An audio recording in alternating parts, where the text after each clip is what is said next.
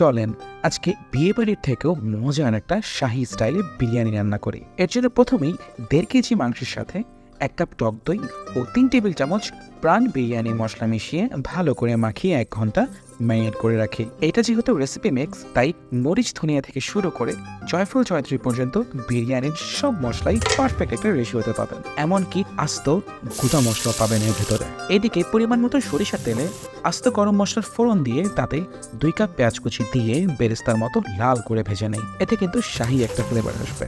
এরপর 2 টেবিল চামচ আদা রসুন বাটা দিয়ে কষিয়ে মাখানো মাংসটা দিয়ে সময় নিয়ে ঢেকে ঢেকে কষিয়ে নেই। এরপর এতে সেদ্ধ হওয়ার জন্য আগে থেকে ঝাল দেওয়া 1 কেজি দুধ দিয়ে ভালো করে রান্না করে নেই। মশলার মধ্যেই যেহেতু লবণ দেওয়া ছিল, তাই পরে অ্যাডজাস্ট করে নিয়েছে। এইবার হলো বিরিয়ানির আসল হিরোর পালা। সুন্দর দেখে কিছু গোল গোল আলু জর্দার রং ও লবণ মিশিয়ে ভালো করে লাল করে ভেজে নেই। অন্যদিকে শাহী শিরা ও আস্ত গরম মশলা ও লবণ দিয়ে ফুটানোর পানিতে ভিজিয়ে ধুয়ে রাখা বাসমতি চাল প্রায় 70% সেদ্ধ হয়ে নেয়। মাংসটা সেদ্ধ হয়ে এলে কাঁচামরিচ ও বেরেস্তা দিয়ে গার্নিশ করে নিচ্ছে। Now it's time to assemble the biryani.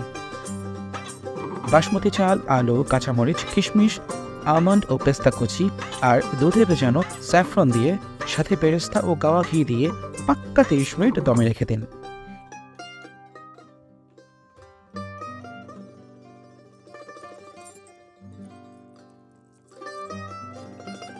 এই বিরিয়ানিটা একবার করেই দেখুন, আমার গ্যারান্টি ফুল ওয়ার্থ ইট একটা dish. Now this is what a perfect biryani looks like.